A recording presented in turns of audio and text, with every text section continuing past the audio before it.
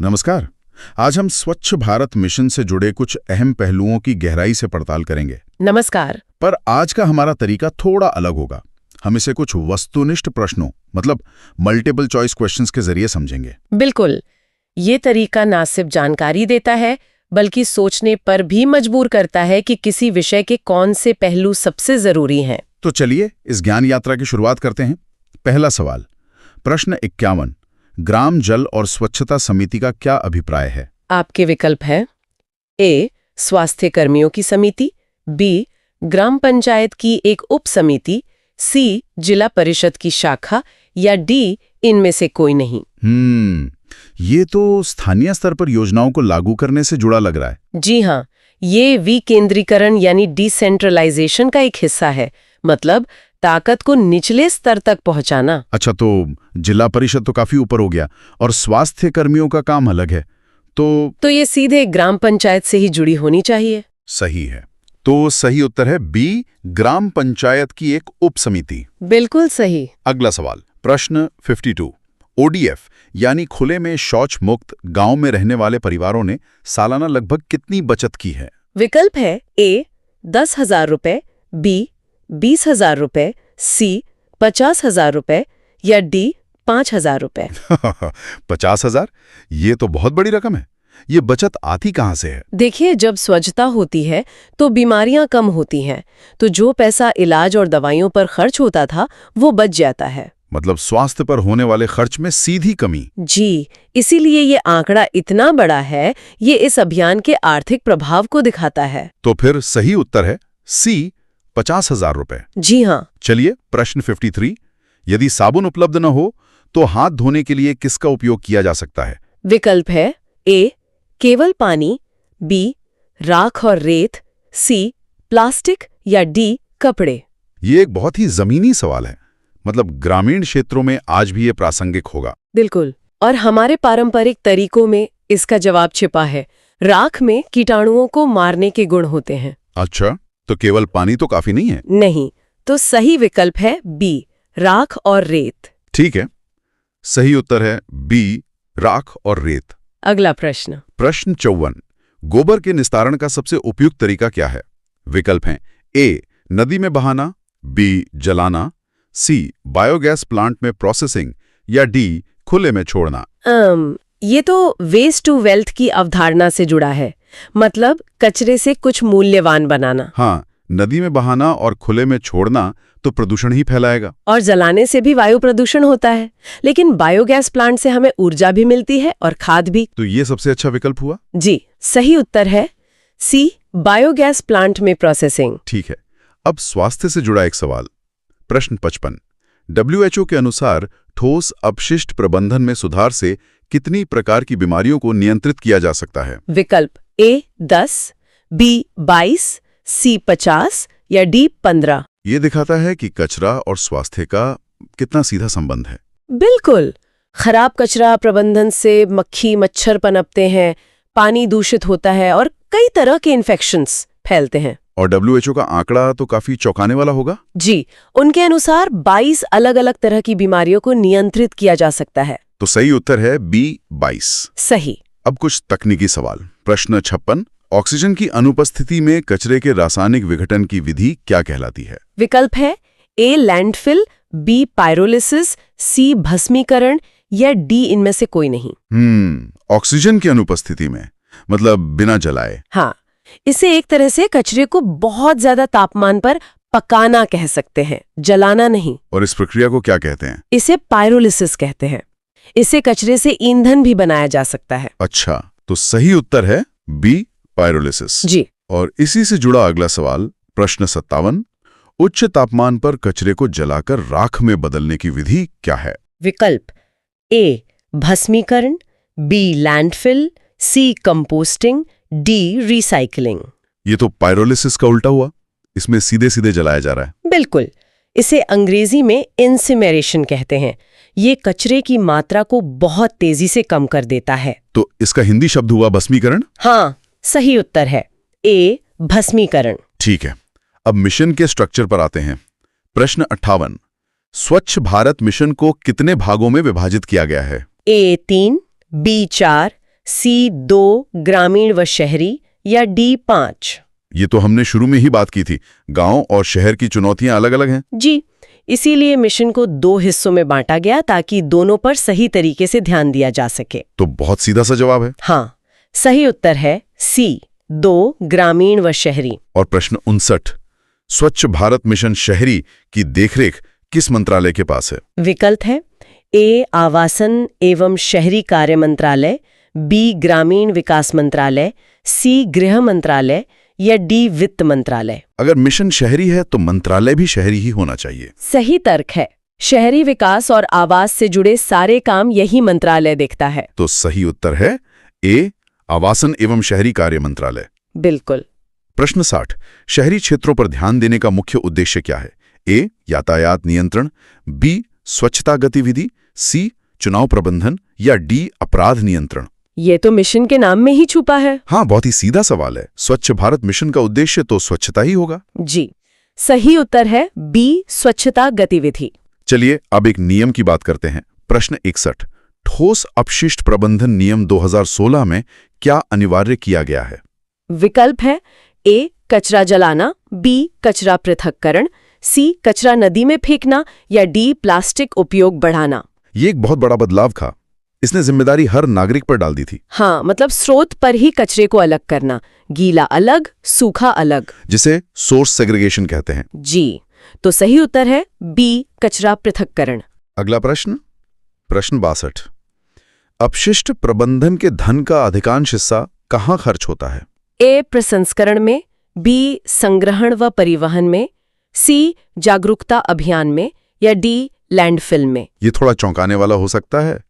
लोगों को लगेगा कि प्रोसेसिंग में सबसे ज्यादा खर्च होता होगा, पर असल में हर घर से कचरा इकट्ठा करना और उसे गाड़ियों से प्लांट तक ले जाना, मतलब लॉजिस्टिक्स, उसमें सबसे ज्यादा पैसा लगता है। अच्छा, तो सही उत्तर है बी संग्रहण व परिवहन में। जी हाँ। प्रश्न 63, भारत में कचरा प्रबंधन क्षेत्र में श्रमिकों का बहुमत कौन बनाता है?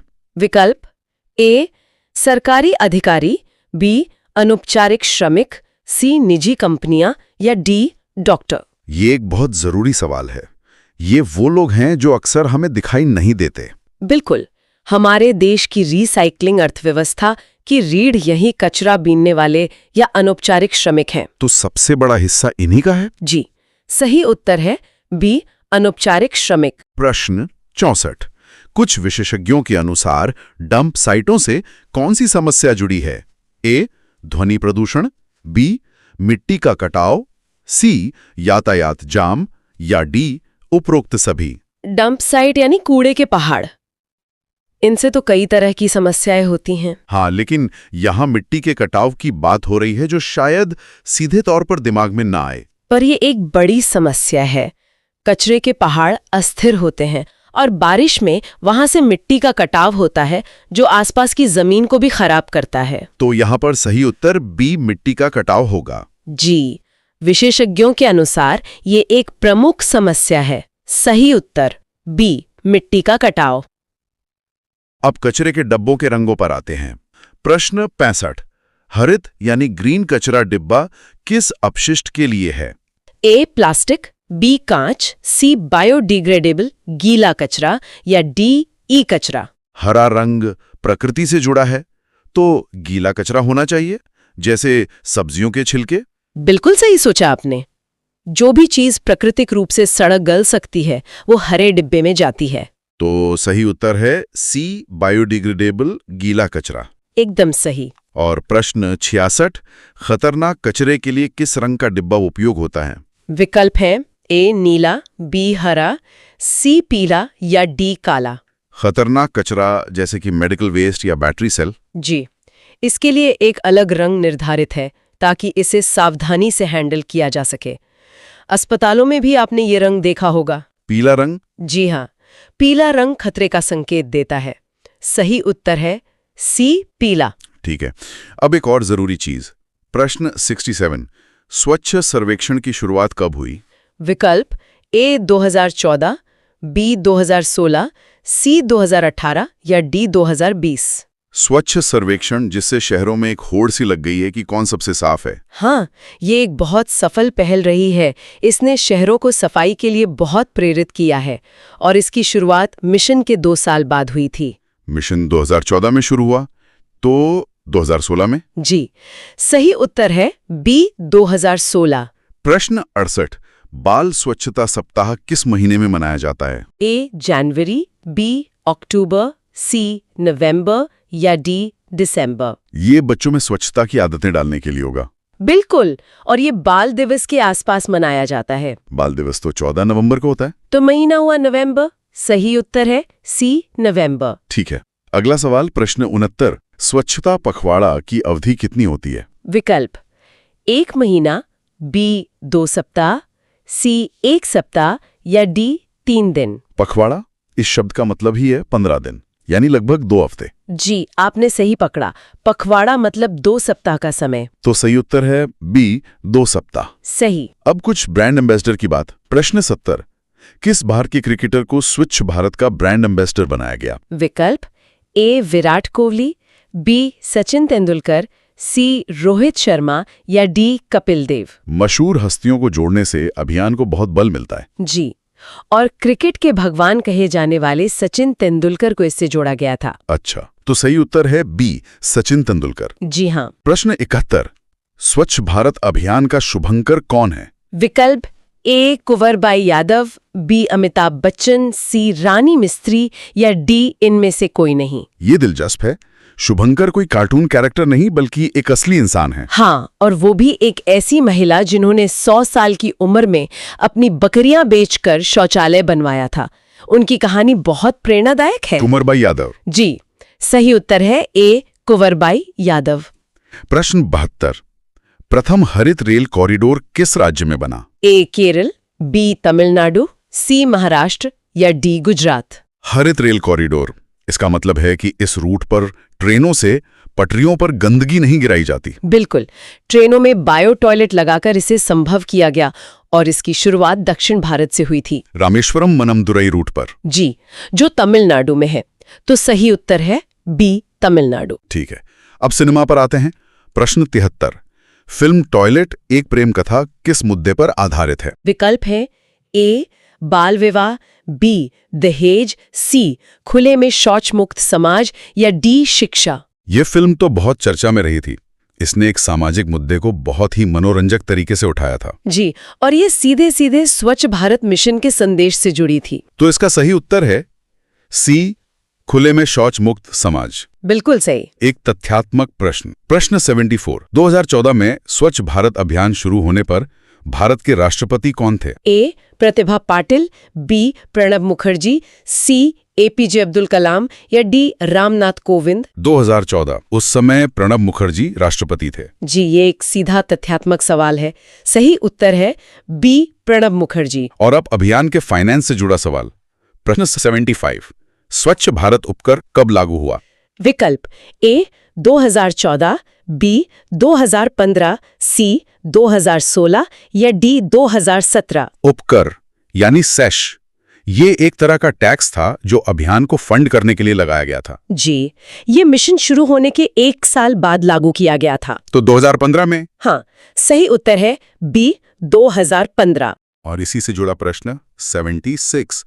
स्वच्छ भारत उपकर की दर क्या थी? ए 0.5%, बी 1%, सी 2% या डी 5%। ये बहुत छोटी दर थी ताकि आम लोगों पर ज्यादा बोझ न पड़े। जी, ये सभी कर योग्य सेवाओं पर सिर्फ आधा प्रतिशत था। तो सही उत्तर है ए 0.5%। सही। प्रश्न 77। स्वच्छोत्सव 2023 के मुख्य भागीदार कौन थे? विकल्प ए छात्र, बी महिलाएं, सी वरिष्ठ नागरिक या डी एनजीओ। स्वच्छोत्सव ये स्वच्छता के उत्सव जैसा है और 2023 में इसका फोकस एक खास वर्ग पर था। जी, और ये उन पर था जो जमीनी स्तर पर बदलाव ला रही हैं, मतलब महिलाएं। वुमेन लेड सैनिटेशन पर फोकस था। अच्छा, तो सही उत्तर है बी महिलाएं। जी हाँ। प्रश्न 78। कितने स्थलों को स्वच्छ प्रतिष्ठित स्थान यानी स्वच्छ आइकॉनिक प्लेसेस के रूप में चिन्हित किया गया? ए 10, बी 20, सी 42 या डी 50? इसमें देश के बड़े बड़े पर्यटन और धार्मिक स्थलों को चुना गया था ताकि उन्हें खास तौर पर साफ रखा जा सके। जी, जैसे ताजमहल, वैष्णो देवी मंदिर, स्वर्ण मंदिर, और इनकी कुल संख्या समय के साथ बढ़ी है। और मौजूदा आंकड़ा 42 है। जी, नवीनतम जानकारी के अनुसार 42 सही उत्तर है। सी 42। प्रश्न 79, स्वच्छ बोट क्या है? विकल्प ए सफाई करने वाली नाव, बी समुद्र तट सफाई रोबोट, सी नाली साफ करने वाली मशीन, या डी इनमें से कोई नहीं। बोट है, लेकिन ये नाव नहीं है। ये टेक्नोलॉजी का एक अच्छा उदाहरण है। हाँ, ये एक छोटा रोबोट है जो समुद्र तटों पर रेत से छोटा मोटा कचरा छानकर अलग करता है। तो ये एक रोबोट है। सही उत्तर है बी, समुद्र तट सफाई रोबोट। बिल्कुल। प्रश्न 80, स्वच्छ संकल्प से स्वच्छ सिद्धि अभियान कब शुरू हुआ? ए 2015, बी 2017, सी 2019 या डी 2021? ये अभियान के अलग अलग चरणों के नारे थे। संकल्प से सिद्धि। जी, ये लोगों को एक संकल्प लेने और फिर उसे पूरा करने के लिए प्रेरित करने का अभियान था, और ये 2017 में लॉन्च हुआ था। तो सही उत्तर है बी, 2017। सही। प्रश्न 81, सत्याग्रह से स्वच्छाग्रह का नारा कहाँ दिया गया? विकल्प ए साबरमती, बी राजघाट, सी चंपारण या डी वाराणसी?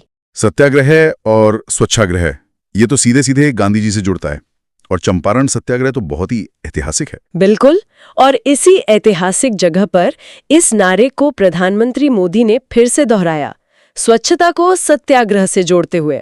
तो सही उत्तर है सी, चंपारण। जी हाँ। प्रश्न 82, स्वच्छ भारत मिशन पर डाक टिकट कब जारी हुआ? ए 2014, बी 2015, सी 2016 या डी 2017? राष्ट्रीय अभियानों पर डाक टिकट जारी करना एक आम बात है, जागरूकता के लिए। जी, और इस मिशन पर डाक टिकट इसकी दूसरी वर्षगांठ पर यानी 2016 में जारी किया गया था। अच्छा, 2 अक्टूबर 2016 को। जी, सही उत्तर है सी 2016। प्रश्न 83, भारत का पहला ओडीएफ शहर कौन सा था? विकल्प ए इंदौर, बी मैसूर, सी सूरत या डी भोपाल?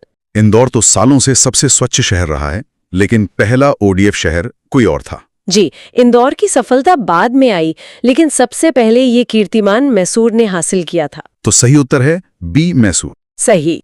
प्रश्न 84, स्वच्छता ही सेवा अभियान में न्यूनतम कितने घंटे सेवा का सुझाव है? ए 50 घंटे, बी 100 घंटे, सी 200 घंटे या डी 20 घंटे? ये श्रमदान को बढ़ावा देने के लिए था। जी, और इसमें हर नागरिक से साल में कम से कम 100 घंटे स्वच्छता के लिए देने का आग्रह किया गया था। तो सही उत्तर है बी, 100 घंटे। जी। प्रश्न 85, स्वच्छ भारत अभियान में स्वयं सेवकों को क्या कहा जाता है? ए सफाई कर्मी, बी स्वच्छाग्रही, सी स्वच्छता दूत या डी निर्मल दूत? ये भी गांधी जी के सत्याग्रही से प्रेरित शब्द है। बिल्कुल, जो स्वच्छता के लिए आग्रह करे वो स्वच्छाग्रही। सही उत्तर है बी, स्वच्छाग्रही। जी हाँ। प्रश्न 86, रानी मिस्त्री कौन है? विकल्प ए सफाई कर्मी महिलाएं, बी शौचालय बनाने वाली महिलाएं, सी कचरा उठाने वाली महिलाएं या डी ब्रांड एम्बेसडर? ये एक बहुत ही सशक्त करने वाली पहल थी। जी, इसमें महिलाओं को राजमिस्त्री का काम सिखाया गया ताकि वो खुद शौचालय बना सकें। ये महिला सशक्तिकरण का बेहतरीन उदाहरण है। तो सही उत्तर है बी, शौचालय बनाने वाली महिलाएं। सही। प्रश्न 87, नई करेंसी नोट में स्वच्छ भारत लोगो कहाँ स्थित है? ए बाईं ओर, बी दाईं ओर चश्मा, सी मध्य में या डी पीछे? गांधी जी का चश्मा जो इस मिशन का लोगो है वो नए नोटों पर भी है। जी, अगर आप ध्यान से देखेंगे तो ये दाईं तरफ नीचे की ओर बना हुआ है। तो सही उत्तर है बी, दाईं ओर चश्मा। बिल्कुल। प्रश्न 88, स्वच्छ भारत मिशन का नेतृत्व करने वाले प्रमुख सिविल सेवक कौन थे? विकल्प ए अमिताभ कांत, बी परमेश्वरन अय्यर, सी राजीव कुमार या डी अजय बंगा? इस मिशन को जमीन पर उतारने में एक आईएएस अधिकारी की बहुत बड़ी भूमिका थी। जी, परमेश्वरन अय्यर, जो बाद में नीति आयोग के सीओओ भी बने। उन्होंने इस मिशन को बहुत प्रभावी ढंग से नेतृत्व दिया। तो सही उत्तर है बी, परमेश्वरन अय्यर। जी हाँ। प्रश्न 89, 2022 में अनुमानित कितनी जनसंख्या खुले में शौच करती थी? ए 50%, बी 11%, सी 5% या डी 25%? यह अभियान की प्रगति को दिखाता है। 2014 में ये आंकड़ा बहुत ज्यादा था। जी, बहुत ज्यादा था, लेकिन 2022 तक ये घटकर लगभग 11% पर आ गया था। एक बड़ी उपलब्धि। तो सही उत्तर है बी 11%। सही। प्रश्न 90। गाडगे बाबा ने स्वच्छता अभियान किस राज्य में शुरू किया? ए उत्तर प्रदेश, बी महाराष्ट्र, सी बिहार या डी गुजरात? गाडगे बाबा तो स्वच्छता के एक ऐतिहासिक संत सुधारक थे। जी, उन्होंने आजादी से बहुत पहले ही महाराष्ट्र में गांव-गांव जाकर स्वच्छता का संदेश दिया था। तो उनका कार्यक्षेत्र महाराष्ट्र था। जी, सही उत्तर है बी महाराष्ट्र। प्रश्न 91। स्वच्छ भारत क्रॉनिकल्स ऑफ चेंज पुस्तक किससे संबंधित है? विकल्प ए स्मृति ईरानी, बी राजेश जैन, सी प्रसून जोशी या डी इनमें से कोई नहीं। ये किताब इस अभियान के सफर को डॉक्यूमेंट करती है। जी, और इसके संपादक राजेश जैन हैं। इसमें अभियान से जुड़े कई अनुभव और लेख हैं। तो सही उत्तर है बी राजेश जैन। बिल्कुल। प्रश्न 92। 2021 में CLAP मिशन किस राज्य ने शुरू किया? ए केरल, बी आंध्र प्रदेश, सी तेलंगाना या डी तमिलनाडु? CL यानी क्लीन आंध्र प्रदेश। आपने तो नाम में ही जवाब दे दिया। हाँ, तो ये आंध्र प्रदेश की एक विशेष पहल थी। जी, सही उत्तर है बी आंध्र प्रदेश। प्रश्न 93। किस केंद्र शासित प्रदेश में सर्वाधिक घरों में शौचालय हैं? विकल्प ए दिल्ली, बी लक्षद्वीप, सी पुडुचेरी या डी चंडीगढ़? छोटे क्षेत्रों में अक्सर योजनाओं को 100% लागू करना आसान होता है। सही बात है, और लक्षद्वीप ने इस मामले में बेहतरीन काम किया है। वहाँ लगभग हर घर में शौचालय की सुविधा है। तो सही उत्तर है बी लक्षद्वीप। जी। प्रश्न 94। साफ नहीं तो माफ नहीं अभियान किस ओर संकेत करता है? ए शहरी सफाई, बी ग्रामीण सफाई कल्याण, सी औद्योगिक सफाई या डी स्कूल सफाई? ये नारा सीधे सीधे ग्रामीण जीवन से जुड़ा लगता है। जी, ये ग्रामीण क्षेत्रों में स्वच्छता और कल्याण के लिए इस्तेमाल किया गया था। तो सही उत्तर है बी ग्रामीण सफाई कल्याण। सही। प्रश्न 95। SBM ग्रामीण के तहत शौचालय निर्माण हेतु प्रोत्साहन राशि कितनी है? ए 5,000 रुपए, बी 12,000 रुपए, सी 20,000 रुपए या डी 2,000 रुपए? ये राशि लोगों को शौचालय बनाने के लिए प्रोत्साहित करने के लिए दी जाती है। जी, और ये राशि 12,000 रुपए है जो केंद्र और राज्य सरकार मिलकर देती है। तो सही उत्तर है बी 12,000 रुपए। जी हाँ। प्रश्न 96। महात्मा गांधी के अनुसार सबसे पहले क्या आवश्यक है? विकल्प ए बाहरी सफाई, बी आंतरिक सफाई, सी राजनीति या डी अर्थशास्त्र? ये इस अभियान की दार्शनिक नींव है। बिल्कुल। गांधी जी का मानना था कि बाहर की सफाई से पहले मन की यानी आंतरिक सफाई जरूरी है। तो सही उत्तर है बी आंतरिक सफाई। सही। प्रश्न 97। 2019 में स्वच्छता प्रयासों हेतु नारी शक्ति पुरस्कार किसे मिला? ए कुंवरबाई, बी सुनीता देवी, सी बबीता देवी या डी इनमें से कोई नहीं? ये जमीनी स्तर पर काम करने वाली नायिकाओं को सम्मान देने के लिए है, जो एक रानी मिस्त्री थी। अच्छा। तो सही उत्तर है बी सुनीता देवी। जी। प्रश्न 98। स्वच्छ भारत मिशन के लिए वित्तीय सहायता कौन देता है? विकल्प A world bank, B IMF, C WHO या डी यूनेस्को? राष्ट्रीय अभियानों में अक्सर अंतर्राष्ट्रीय संस्थाएं भी मदद करती हैं। जी। और इस बड़ी मिशन के लिए वर्ल्ड बैंक ने एक बड़ी वित्तीय सहायता दी थी। तो सही उत्तर है ए वर्ल्ड बैंक। सही। प्रश्न 99। स्वच्छ भारत मिशन किस प्रकार का आंदोलन है? ए राजनीतिक, बी सामाजिक, सी धार्मिक या डी आर्थिक? इसकी सफलता सिर्फ सरकार पर निर्भर नहीं करती बल्कि लोगों की भागीदारी पर करती है। बिल्कुल, और जब जन भागीदारी इतनी जरूरी हो तो वो एक सामाजिक आंदोलन बन जाता है। तो ये एक सामाजिक आंदोलन है? जी, सही उत्तर है बी सामाजिक। और अब हमारा आखिरी सवाल। प्रश्न 100। विद्यालय में शौचालय निर्माण का अनुमानित खर्च कितना है? ए 5,000, बी 10 से 15,000, सी 50,000 या डी 1 लाख रुपए? स्कूलों में स्वच्छता बहुत जरूरी है, खासकर लड़कियों के लिए। जी। और एक बेसिक फंक्शनल शौचालय बनाने का खर्च औसतन 10 से 15,000 रुपए के बीच आता है। तो सही उत्तर है बी 10,000 से 15,000 रुपए। जी हाँ। तो ये थे स्वच्छ भारत मिशन से जुड़े कुछ महत्वपूर्ण सवाल।